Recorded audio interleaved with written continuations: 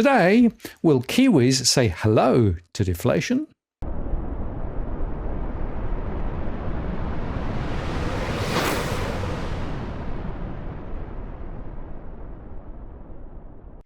Hello again, it's Martin North from Digital Finance Analytics. Well, latest post covering finance and property news.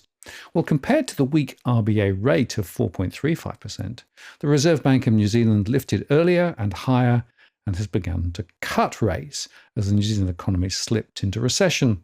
Next week, we'll get the next RBNZ rate decision, and a new survey has shown that although New Zealand business sentiment is improving, there's a window to allow cuts of 50 basis points next week. The RBNZ has forecast around 2.5% of rate cuts over a 2.5-year period. As we discussed, the RBNZ is already battling deflation in the housing market, where prices nationally have declined 16.7% from their 2021 peak. This decline has lowered real inflation-adjusted house prices to pre-pandemic levels. ANZ's latest New Zealand property focus projects that home values will fall further in the near term, even as mortgage interest rates continue to decline. Housing market momentum continues to be weak in August, with no signs as yet of a flurry of sales following the Reserve Bank's first official cash rate cut last month. ANZ notes sales volumes remains weak, while inventories on the market rose further, suggesting that house prices are likely to correct further over the coming months in order to clear the backlog. And ANZ cautions that faster cuts from the Reserve Bank will likely occur in response to the economy underperforming the bank's already low expectations. In that scenario, low interest rates may not be the boom for the housing market, as many assume. All up, there isn't much to get excited about just yet for those anticipating a pickup in the housing market from lower interest rates, ANZ said. In fact, August data suggests further downside risk to our forecasts for house prices to decline 1% year over 2024, they said. So, what about the broader economy then? What's the state of businesses? And what does it mean for consumer prices ahead? Well, the latest New Zealand Institute of Economic Research quarterly survey of business opinion, the QBSO, released yesterday, shows a marked improvement in business confidence in the September quarter. 5% of firms expect a deterioration in general economic conditions over the coming months on a seasonally adjusted basis. That's a significant drop from the net 40% of firms feeling downbeat in the June quarter. However, the measure of firms' own trading activity points to continued weakness in demand, with a net 31% of firms reporting a decline in activity in their own businesses in the September quarter. And meanwhile, only net 2% of firms are expecting weaker activity in the next quarter. The QBSO is New Zealand's longest-running business opinion survey. Each quarter, they ask around 4,300 firms about whether business conditions will deteriorate, stay the same, or improve. The responses yield information about business trends much faster than official statistics and act as a valuable leading indicator about the state of the future economy in New Zealand. The start of the easing cycle in the OCR by the Reserve Bank of New Zealand since the August monetary policy statement and expectations of low interest rates for the coming year appear to have supported this sharp improvement in sentiment about the outlook ahead, despite demand remaining weak for now, they said. The improvement in sentiment is most evident in the retail sector, despite orders, sales, and profitability remaining weak in the September quarter. A net 13% of retailers surveyed are feeling positive about the general economic outlook for the coming month. And then at 8% of retailers are also expecting domestic demand to improve. A small proportion of services sector are also feeling positive about the general economic outlook ahead, reflecting expectations of low interest rates over the coming year. While the current weak demand environment has driven a further easing in the pricing power of services sector firms, and staff headcounts in the sector are reduced in the December quarter, and yet 8% of services firms expect demand to pick up in the next quarter. This optimism in the retail and services sector reflects the expectation that the impact of low interest rates will be felt more in the household sector.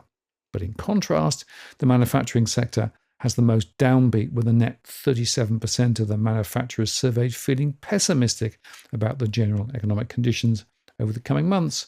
This pessimism continues to be driven by the weak demand and profitability facing the manufacturing sector. However, a significant proportion of manufacturers are expecting a recovery in demand in the coming quarter.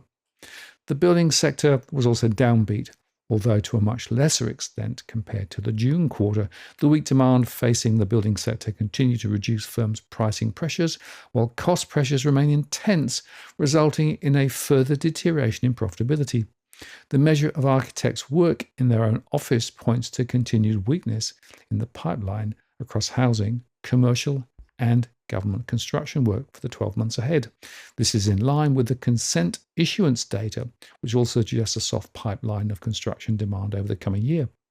Now, there was a slight increase in the proportion of firms reporting higher costs in the December quarter. However, the pricing indicator shows that only a net 3% of firms were able to raise prices to pass on costs, which was a sharp fall from the net 23% in the previous quarter.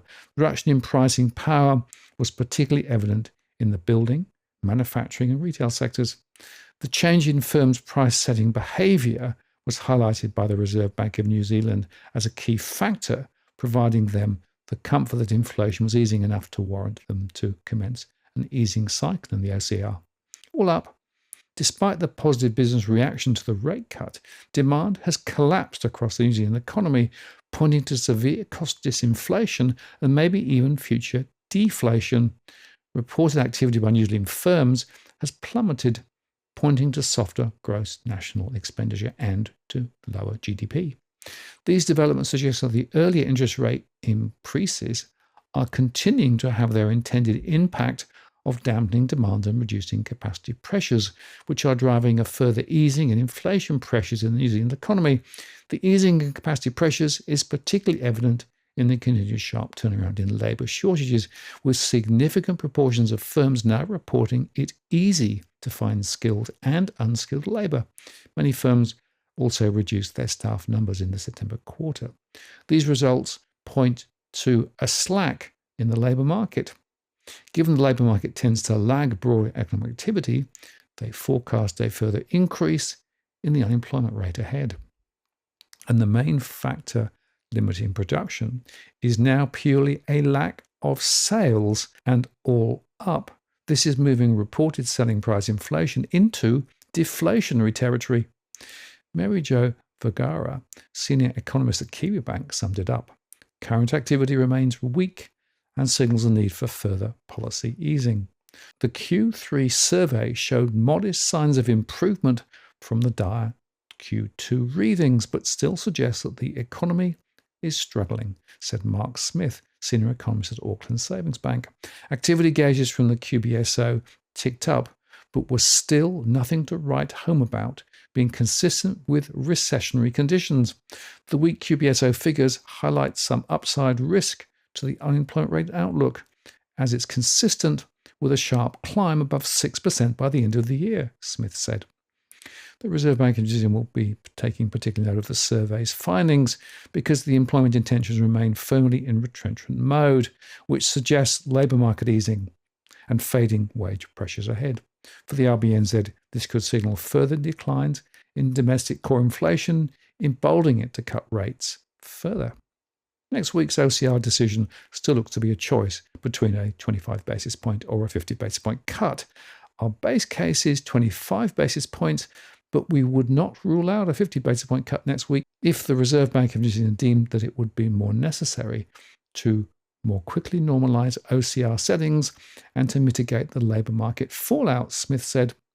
The outlook has improved, but the here and now demands more rate relief from the Reserve Bank, and quick in order to stave off further unnecessary weakness in the Kiwi economy and labour market. The lift in business confidence is underpinned by the expectation of more rate cuts. The Reserve Bank of New Zealand must deliver, said Kiwi Bank's Verega. The contrast with Australia is interesting because the Reserve Bank has left rates at a lower interest rate, trying to preserve the gains in employment, whereas the Reserve Bank of New Zealand lifted more aggressively and tipped the New Zealand economy into a recession. Neither outcome is great, showing the problem with blunt monetary policy tools.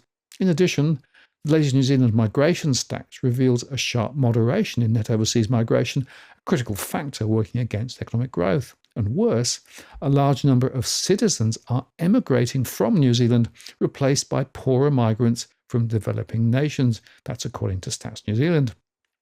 As a result, annual New Zealand population growth is slowing, which will moderate demand. And of course, New Zealand's economy is stuck in a protracted per capita recession, and unemployment is rising fast. All up, clearly more rate cuts are coming, and a period of falling prices, deflation, could well be on the cards. As a result, the Reserve Bank of New Zealand will need to front load those future rate cuts. So 50 basis points next week is highly likely. I'm Martin North from Digital Finance Analytics. Many thanks for watching, and I'll see you again next time.